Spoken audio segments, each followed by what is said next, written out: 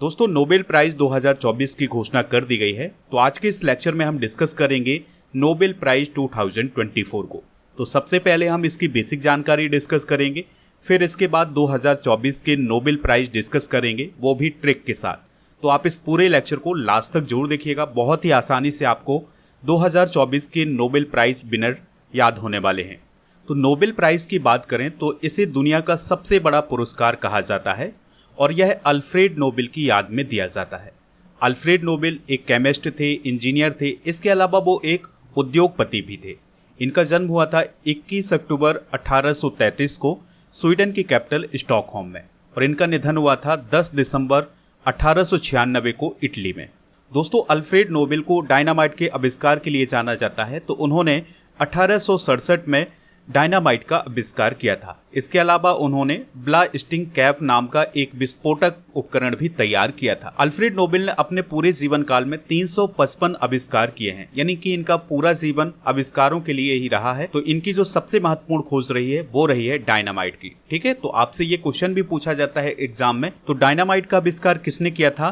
तो Alfred Nobel ने dynamite का आविष्कार किया था। देखिए दोस्तों, नोबेल प्राइज हर साल अक्टूबर महीने में घोषित किए जाते हैं, जैसे इस बार भी किए गए हैं, और 10 दिसंबर को यानी अल्फ्रेड नोबेल की पुण्यतिथि पर यह पुरस्कार प्रदान किए जाते हैं। तो हर साल 10 दिसंबर को ये पुरस्कार प्रदान किए जाते हैं। इनकी घोषणा अक्टूबर में की जाती है। नोबेल पुरस्कार किस फाउंडेशन के द्वारा दिए जाते हैं? तो नोबेल फाउंडेशन के द्वारा नोबेल पुरस्कार प्रदान किए जाते हैं। अच्छा, नोबेल फाउंडेशन की स्थापना कब हुई थी? 29 जून सन 1900 को। और दोस्तों, इसी फाउंडेशन के द्वारा ये पुरस्कार प्रदान किए जाते हैं। नोबेल पुरस्कार के लिए राशि कहाँ से आती है, पैसा कहाँ से आता है? तो देखिए, अल्फ्रेड नोबेल ने जब डायनामाइट का आविष्कार किया था उसके बाद उनके पास काफ़ी पैसा आ गया था। तो उन्होंने इस पैसे को स्वीडिश बैंक में जमा कर दिया था और उन्होंने अपनी वसीयत में ये कहा था कि इस बैंक से जो इंटरेस्ट आएगा, जो ब्याज आएगा, उस ब्याज से मानव सेवा करने वाले लोगों को पुरस्कार प्रदान किया जाए, यानी कि जिन्होंने मानवता के लिए कार्य किया है ऐसे लोगों को पुरस्कार प्रदान किए जाए।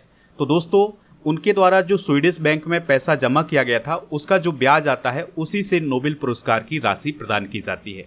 नोबेल पुरस्कार की शुरुआत कब हुई थी? 1901 में। लेकिन जब 1901 में ये नोबेल पुरस्कार शुरू किए गए थे तब 5 क्षेत्रों में प्रदान किए गए थे: भौतिकी, रसायन, चिकित्सा, साहित्य और शांति। ठीक है, और 1968 में स्वीडिश बैंक के द्वारा अर्थशास्त्र के क्षेत्र में पुरस्कार दिए जाने की घोषणा की गई थी और पहली बार यह पुरस्कार 1969 में प्रदान किए गए थे। तो वर्तमान में नोबेल पुरस्कार 6 क्षेत्रों में प्रदान किए जाते हैं: भौतिकी, रसायन, चिकित्सा, साहित्य, शांति और अर्थशास्त्र। एक वर्ष में अधिकतम 3 लोगों को एक क्षेत्र में पुरस्कार दिया जा सकता है। 3 से अधिक लोगों को यह पुरस्कार नहीं दिया जाता है। दोस्तों, अल्फ्रेड नोबेल के द्वारा जो स्वीडिश बैंक में पैसा जमा किया गया था उसका ब्याज भी अब बढ़ता जाता है। तो हर साल या 1-2 साल में नोबेल पुरस्कार की राशि बदल दी जाती है। तो 2024 में नोबेल पुरस्कार की राशि कितनी प्रदान की जाएगी? 11 मिलियन स्वीडिश क्रोनर, जो कि भारत के रुपए में हो जाते हैं 8.9 करोड़ रुपए से ज़्यादा। ठीक है, तो इतनी राशि प्रदान की जाएगी नोबेल पुरस्कार विजेताओं को। देखिए, शांति का जो नोबेल पुरस्कार है ये प्रदान किया जाता है नॉर्वे की कैपिटल ओस्लो में, और बाकी जो 5 पुरस्कार हैं ये स्वीडन की कैपिटल स्टॉकहोम में प्रदान किए जाते हैं। तो ये भी इंपॉर्टेंट फैक्ट है, इसे भी आप नोट कर सकते हैं। दोस्तों, अब हम डिस्कस करेंगे 2024 के नोबेल प्राइज विनर को। तो देखिए, सबसे पहले बात करते हैं मेडिसिन के नोबेल प्राइज की। तो इस बार अमेरिका के 2 वैज्ञानिकों को मेडिसिन का या फिजियोलॉजी का नोबेल प्राइज दिया गया है। तो इनमें पहला नाम है विक्टर एम्ब्रोस का और दूसरा नाम है गैरी रुबकुन का। ठीक है, अब हम इनको ट्रिक के साथ कैसे याद करेंगे? तो गैरी रुबकुन के नाम में एक शब्द छुपा हुआ है, रोग। देखिए, यहाँ पर एक शब्द है रोग, अगर हम यहाँ पर वी की जगह जी कर दें तो रोग हो जाएगा। ठीक है, तो अगर किसी को रोग होता है और उसको हॉस्पिटल ले जाना है तो उसके लिए क्या आएगा? एम्बुलेंस। अच्छा, एम्बुलेंस शब्द कहाँ मिलेगा? तो देखिए, विक्टर एम्ब्रोस में क्या छिपा हुआ है? एम्ब्रोस जब आप बोलेंगे, बार बार जब एम्ब्रोस एम्ब्रोस बोलेंगे तो आपको क्या उच्चारण होगा? एम्बुलेंस। ठीक है, जब किसी को रोग होता है तो क्या आती है? एम्बुलेंस। तो रोग और एम्बुलेंस दोनों मेडिसिन से रिलेटेड हैं कि नहीं? तो इस प्रकार से आप इनको याद कर सकते हैं। अच्छा, विक्टर एम्ब्रोस और गैरी रुबकुन को ये जो नोबेल प्राइज दिया गया है यह किसके लिए प्रदान किया गया है? तो माइक्रो आरएनए की खोज के लिए प्रदान किया गया है। जो हमारे शरीर में कोशिकाएं होती हैं उसमें आरएनए पाए जाते हैं, तो उनमें माइक्रो आरएनए की खोज के लिए यह पुरस्कार इन दोनों वैज्ञानिकों को प्रदान किया गया है। अच्छा, माइक्रो आरएनए से ये पता चलता है कि हमारे बॉडी की जो सेल्स हैं वो कैसे बनती हैं और वो कैसे काम करती हैं। तो इन दोनों वैज्ञानिकों ने 1993 में माइक्रो आरएनए की खोज की थी। तो इसी खोज के लिए उन्हें मेडिसिन का नोबेल प्राइज दिया गया है 2024 का। दोस्तों, अब हम बात करते हैं फिजिक्स के नोबेल प्राइज की। तो फिजिक्स का जो नोबेल प्राइज है इस बार 2 वैज्ञानिकों को प्रदान किया गया है। इनमें पहला नाम है जॉन जे हाफील्ड और दूसरा नाम है जेफरी ई हिंटन का। तो जॉन जे हाफील्ड अमेरिका के हैं और जेफरी ई हिंटन ये ब्रिटिश कनाडाई नागरिक हैं। अच्छा, अब हम इनको ट्रिक से कैसे याद करेंगे? तो देखिए दोस्तों, जॉन जे हाफील्ड के नाम में एक शब्द छिपा हुआ है फील्ड। तो जब आप फिजिक्स की बात करते हैं तो उसमें आपने मैग्नेटिक फील्ड का नाम सुना होगा या फिर इलेक्ट्रिक फील्ड का नाम सुना होगा। ठीक है, तो मैग्नेटिक फील्ड फिजिक्स से रिलेटेड है, इस बात को आप याद रखिएगा। ठीक है, और जब हम जेफरी ई हिंटन की बात करते हैं तो इनके नाम में एक शब्द छिपा हुआ है टन। अब हम कहानी क्या बनाएंगे? जब हम किसी भी घंटी को मैग्नेटिक फील्ड के पास लाते हैं तो उसमें टन टन की आवाज़ आती है। तो मैग्नेटिक फील्ड किससे आया है? हाफ फील्ड के नाम से। और टन टन की आवाज़ किससे आई है? हिंटन के नाम से। तो इस प्रकार से आप याद रख सकते हैं। फिजिक्स का नोबेल प्राइज इन दोनों वैज्ञानिकों को किस क्षेत्र में काम करने के लिए प्रदान किया गया है? तो इन्होंने artificial neural west machine learning के लिए कार्य किया हुआ है, जिसके लिए उन्हें ये सम्मान प्रदान किया गया है। अच्छा, जो जेफरी ई हिंटन हैं ये ब्रिटिश कनाडाई कंप्यूटर वैज्ञानिक हैं और इन्हें आर्टिफिशियल इंटेलिजेंस का गॉड फादर भी कहा जाता है। तो ये जानकारी भी आप नोट कर लें। दोस्तों, अब हम बात करते हैं रसायन शास्त्र या केमिस्ट्री के नोबेल प्राइज की। तो 2024 में 3 वैज्ञानिकों को केमिस्ट्री का नोबेल प्राइज दिया गया है। तो इनमें पहला नाम है डेविड बेकर का, दूसरा नाम है जॉन जंपर का, तीसरा नाम है डेमिस हस्बिस का। ठीक है, तो जो डेविड बेकर हैं ये अमेरिका के हैं, जॉन जंपर भी अमेरिका के हैं और डेमिस हस्बिस ये ब्रिटेन के हैं। अच्छा, अब हम इनको कैसे याद करेंगे? तो इसके लिए एक छोटी सी कहानी है। देखिए, अभी अभी कोई नया साइंटिस्ट बना है, अब उसको बहुत सारे प्रयोग करने हैं। तो उसने एक छोटा सा प्रयोग किया है। उसने सोचा कि कुछ बनाया जाए, तो वो सबसे पहले बेकरी में जाता है और बेकरी में वो ब्रेड बनाने का काम करता है। उसमें सोडा डालता है तो वो ब्रेड बना लेता है। और जब वो ब्रेड बना लेता है तो वो बहुत खुश होता है और जंप करने लगता है। ठीक है, और जोर जोर से हंसने लगता है। तो ये छोटी सी कहानी है। अच्छा, अब हम इन शब्दों को कैसे याद रखेंगे? तो देखिए, डेविड बेकर में क्या छिपा हुआ है? बेकर। बेकर से हम याद रखेंगे बेकरी को। ठीक है, तो साइंटिस्ट कहाँ जाता है? सबसे पहले बेकरी में, और फिर ब्रेड बना लेता है। जब वो ब्रेड बना लेता है तो वो क्या करता है? जंप करता है। ठीक है, यानी कूदता है, उछलता कूदता है। तो जॉन जंपर के नाम में जंप शब्द छिपा हुआ है, तो यहाँ से आप याद रख सकते हैं। अच्छा, फिर वो हंसने लगता है, जोर जोर से हंसता भी है, तो यहाँ पर हंसबेस से हम हंसना शब्द निकाल सकते हैं। तो इस प्रकार से ये हमारी ट्रिक बन जाती है। दोस्तों, 2024 में ये जो केमिस्ट्री का नोबेल प्राइज दिया गया है, इसमें पुरस्कार राशि कैसी बांटी गई है इसको देख लेते हैं। तो देखिए, डेविड बेकर को आधी राशि प्रदान की जाएगी और जो बची हुई आधी राशि है वो जॉन जंपर और डेमिस हस्बिस को प्रदान की जाएगी। अब डेविड बेकर ने किसकी खोज की है? तो डेविड बेकर को यह जो प्राइज दिया गया है वो नए तरह के प्रोटीन के निर्माण के लिए दिया गया है। डेविड बेकर ने साल 2003 में अमीनो एसिड का इस्तेमाल करके एक नए तरह का प्रोटीन बनाया था, जिसके लिए उन्हें अभी नोबेल प्राइज दिया गया है। और ये जो डेविड बेकर के द्वारा प्रोटीन बनाया गया था, इसका इस्तेमाल दवा बनाने में और वैक्सीन बनाने में किया जाता है। डेमिस हस्बिस और जॉन जंपर ने एक ऐसा एआई मॉडल बनाया है जिसके माध्यम से कॉम्प्लेक्स प्रोटीन के स्ट्रक्चर को आसानी से समझा जा सकता है। ठीक है, तो ये आप नोबेल प्राइज आप नोट कर सकते हैं। दोस्तों, अब हम बात करते हैं लिटरेचर या साहित्य के नोबेल पुरस्कार की। तो इस बार दक्षिण कोरिया की एक लेखिका हान कॉन्ग को साहित्य का नोबेल प्राइज दिया गया है। अब हम इनको एक ट्रिक के साथ कैसे याद रख सकते हैं? तो यहाँ पर आपको एक स्टूडेंट दिखाई दे रहा है। ठीक है, तो वो एक बुक पकड़े हुए हैं और वो बुक काय से पकड़े हुए हैं? वो पकड़े हुए हैं हाथ से। ठीक है, और फिर वो जोर जोर से उसको बोलता है, उस किताब को पढ़ता है, उस साहित्य को पढ़ता है, तो वो ध्यान से सुनता भी है। ठीक है, तो यहाँ पर 2 चीज़ों का बहुत ज़्यादा इस्तेमाल हो रहा है। एक तो हाथ का हो रहा है और दूसरा कान का हो रहा है। तो हाथ से हो जाएगा हान और कान से हो जाएगा कांग। तो जब कोई व्यक्ति कोई साहित्य पढ़ता है तो वो हाथ का इस्तेमाल और कान का इस्तेमाल बहुत बढ़िया तरीके से करता है। तो इस प्रकार से आप याद रख सकते हैं, हाथ से हान और कान से कांग। तो हान कांग को साहित्य का नोबेल प्राइज दिया गया है। हान कांग को यह पुरस्कार ऐतिहासिक आघातों का सामना करने वाले और मानव जीवन की नाजुकता को उजागर करने वाले उनके गहन काव्य गद्य के लिए पुरस्कार प्रदान किया गया है। दोस्तों, हान कांग की एक रचना है जिसका नाम है द वेजिटेरियन। तो इसके लिए उन्हें 2016 में मैन बुकर इंटरनेशनल पुरस्कार भी प्रदान किया गया था। दोस्तों, हांगकांग साहित्य का नोबेल पुरस्कार प्राप्त करने वाली एशिया की पहली महिला बनी है और साउथ कोरिया की नोबेल पुरस्कार प्राप्त करने वाली तीसरी व्यक्ति बनी है। तो ये सारी जानकारी आप नोट कर लें। दोस्तों, अब हम बात करते हैं शांति के नोबेल पुरस्कार 2024 की। तो इस बार जापान के एक संगठन निहोन हिदांकियो को शांति का नोबेल पुरस्कार प्रदान किया गया है। अब हम इसको ट्रिक के माध्यम से कैसे याद रखेंगे? तो दोस्तों, हिदांकियो शब्द में एक शब्द छिपा हुआ है, हिदान। ठीक है, हिदा से हम बना सकते हैं हिदायत या वार्निंग। हिदायत शब्द ज़्यादा आपको याद रखना है। तो देखिए, जब बच्चे क्लास में शोर करते हैं तो उनके टीचर उनको क्या कहते हैं? शांत रहो। हिदायत देते हैं कि शांत रहो, डांटते हैं, वार्निंग देते हैं शांत रहने के लिए। ठीक है, तो शांति के क्षेत्र में जो नोबेल प्राइज है वो निहोन हिदांकियो को दिया गया है। इसमें एक शब्द छिपा हुआ है, हिदा। ठीक है, तो हिदायत से आपको याद रखना है हिदायत या फिर वार्निंग या फिर डांटना डपटना, ऐसे आप याद रख सकते हैं। तो टीचर अपने बच्चों को हिदायत देते हैं कि शांत रहो। ठीक है, इस प्रकार से आप कहानी से याद रख सकते हैं। तो शांति का जो नोबेल प्राइज दिया गया है निहोन हिदांकियो को, ये प्रदान किया गया है दुनिया में परमाणु हथियारों के खिलाफ मुहिम चलाने के लिए। यानी कि जो निहोन हिदांकियो नामक संगठन है, ये दुनिया भर को ये समझाता है कि परमाणु हथियारों का इस्तेमाल ना किया जाए।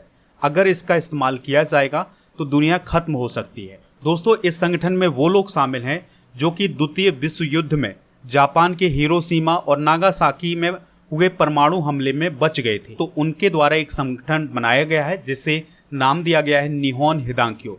और जो लोग इस संगठन में शामिल होते हैं उन्हें हिबाकुशा के नाम से जाना जाता है। दोस्तों, अब हम बात करते हैं अर्थशास्त्र के नोबेल पुरस्कार की। तो इस बार 3 अर्थशास्त्रियों को अर्थशास्त्र का नोबेल प्राइज दिया गया है। तो इनमें पहला नाम है डारोन एस मोगलू, दूसरा नाम है साइमन जॉनसन, तीसरा नाम है जेम्स ए रॉबिन्सन। ठीक है, तो जो डारोन एस मोगलू हैं ये तुर्की और अमेरिका के नागरिक हैं, साइमन जॉनसन ब्रिटेन और जेम्स ए रॉबिन्सन ये भी ब्रिटेन के हैं। तो इन 3 अर्थशास्त्रियों को इकोनॉमिक्स का नोबेल प्राइज दिया गया है। अब हम इनको कैसे याद रखेंगे? दोस्तों, एक पिता है जिसे अपने बुढ़ापे में एक गंभीर बीमारी का पता चल जाता है, तो वो डर जाता है और डरने के बाद वो अपनी पूरी संपत्ति किसे दे देता है? अपने सन को दे देता है, अपने बेटे को दे देता है। तो अब हम इनको कैसे याद रखेंगे? जैसे हम डारोन एस मोगलू की बात करें तो इसमें एक शब्द छुपा हुआ है, डर। ठीक है, तो पिता क्या हो जाता है? डर जाता है और फिर अपनी सारी संपत्ति अपने सन को दे देता है। तो जॉनसन और रॉबिन्सन की बात करें तो इसमें एक शब्द छुपा हुआ है, सन। ठीक है, तो इस प्रकार से आप इनको याद रख सकते हैं। अच्छा, इन 3 अर्थशास्त्रियों को किस क्षेत्र में काम करने के लिए ये पुरस्कार दिया गया है? तो इन्होंने ये बताया है कि संस्थाएं किस प्रकार से बनती हैं और समृद्धि को कैसे प्रभावित करती हैं। तो इसी खोज के लिए इन्हें अर्थशास्त्र का नोबेल पुरस्कार प्रदान किया गया है। तो आशा करते हैं कि ये ट्रिक आपको समझ में आ गई होगी। बहुत ही आसान ट्रिक है। इस लेक्चर को आप 1-2 बार देखेंगे तो ये ट्रिक भी याद हो जाएंगी। दोस्तों, आपके एग्जाम की तैयारी को बेहतरीन बनाने के लिए सितंबर 2024 के करेंट अफेयर्स की ई बुक को स्टडी करके ऐप पर लॉन्च कर दिया गया है। ऐप का लिंक डिस्क्रिप्शन बॉक्स में दिया गया है, तो वहां से आप ऐप को इंस्टॉल कर सकते हैं और ई बुक वाले सेक्शन पर जाएंगे तो आपको सितंबर 2024 के करेंट अफेयर्स की ई बुक हिंदी और इंग्लिश दोनों मीडियम में मिल जाएगी। तो इसको आप वहां से प्राप्त कर सकते हैं। अब हम बात करते हैं नोबेल पुरस्कार विजेता भारतीयों की या भारतीय मूल के। तो ऐसे भारतीय या भारतीय मूल के लोग डिस्कस करेंगे जिन्हें नोबेल पुरस्कार मिला है। तो सबसे पहला नाम है रविंद्रनाथ टैगोर का। इन्हें 1913 में साहित्य का नोबेल पुरस्कार मिला है। दूसरा नाम है सीवी रमन का। इन्हें 1930 में भौतिक विज्ञान के क्षेत्र में नोबेल पुरस्कार मिला है। तीसरा नाम है हरगोबिंद खुराना का, इन्हें 1968 में चिकित्सा का नोबेल प्राइज़ मिला है। चौथा नाम है मदर टेरेसा का, इन्हें 1979 में शांति का नोबेल पुरस्कार मिला है। पांचवा नाम है सुब्रमण्यम चंद्रशेखर का, इन्हें 1983 में भौतिकी के क्षेत्र में नोबेल प्राइज़ दिया गया है। छठा नाम है अमर्त्य सेन का, इन्हें 1998 में अर्थशास्त्र का नोबेल प्राइज़ दिया गया है। सातवां नाम है वी.एस. नायपाल का, इन्हें 2001 में साहित्य का नोबेल प्राइज़ दिया गया है। आठवां नाम है वेंकटरमन रामकृष्णन का, इन्हें 2009 में रसायन विज्ञान का नोबेल प्राइज़ दिया गया है। नौवां नाम है कैलाश सत्यार्थी का, इन्हें 2014 में शांति का नोबेल प्राइज़ दिया गया है। और 10वां नाम है अभिजीत बनर्जी का, इन्हें 2019 में अर्थशास्त्र का नोबेल प्राइज़ दिया गया है। अब हम कुछ और इम्पॉर्टेंट फैक्ट डिस्कस करेंगे नोबेल प्राइज़ से रिलेटेड। अगर आपसे पूछा जाए नोबेल पुरस्कार से सम्मानित होने वाली पहली महिला कौन है, तो उनका नाम है मैरी क्यूरी। इन्हें 1903 में भौतिकी के क्षेत्र में नोबेल प्राइज़ दिया गया था। अलग अलग क्षेत्रों में नोबेल पुरस्कार से सम्मानित किए जाने वाले पहले व्यक्ति और एकमात्र महिला कौन है, तो उनका नाम है मैरी क्यूरी। तो इन्हें 1903 में फिजिक्स का और 1911 में केमिस्ट्री का नोबेल प्राइज़ दिया गया था। दो अलग अलग क्षेत्रों में नोबेल पुरस्कार से सम्मानित किए जाने वाले पहले पुरुष कौन है, तो उनका नाम है लिनस पॉलिंग, जिन्हें 1954 में रसायन विज्ञान के लिए, 1962 में शांति के लिए नोबेल प्राइज़ दिया गया था। नोबेल पुरस्कार से सम्मानित किए जाने वाले एशिया के पहले व्यक्ति और भारत के पहले व्यक्ति कौन है, रविन्द्रनाथ टैगोर। इन्हें 1913 में साहित्य का नोबेल पुरस्कार दिया गया था। भौतिकी के क्षेत्र में नोबेल पुरस्कार से सम्मानित किए जाने वाले पहले व्यक्ति कौन हैं, विल्हेम कॉनराड रोंटगन, जिन्होंने एक्सरे की खोज की थी। तो इन्हें 1901 में फिजिक्स का नोबेल प्राइज़ दिया गया था। अंग्रेजी भाषा में साहित्य के क्षेत्र में नोबेल पुरस्कार से सम्मानित किए जाने वाले पहले व्यक्ति कौन हैं, तो उनका नाम है रुडयार्ड किपलिंग, और इनकी एक प्रसिद्ध बुक है जिसे द जंगल बुक के नाम से जाना जाता है। तो इन्हें 1907 में साहित्य के क्षेत्र में नोबेल प्राइज़ दिया गया था। नोबेल शांति पुरस्कार से सम्मानित किए जाने वाले पहले व्यक्ति कौन हैं, तो वो हैं हेनरी डुनांट और फ्रेडरिक पेसी। तो दोस्तों, जो हेनरी डुनांट हैं ये अंतर्राष्ट्रीय रेड क्रॉस समिति के संस्थापक हैं, और जो फ्रेडरिक पेसी हैं ये फ्रेंच शांति सोसाइटी के संस्थापक और इसके पहले अध्यक्ष हैं। तो इन दोनों को 1901 में नोबेल शांति पुरस्कार प्रदान किया गया था। नोबेल शांति पुरस्कार से सम्मानित किए जाने वाली पहली महिला कौन है, तो ऑस्ट्रिया की बैरोनेस वर्था सोफी फिलसिटा वॉन सटनर। तो इन्हें 1905 में नोबेल शांति पुरस्कार प्रदान किया गया था। नोबेल पुरस्कार से सम्मानित किए जाने वाले सबसे कम उम्र की व्यक्ति कौन है, तो उनका नाम है मलाला यूसुफजई।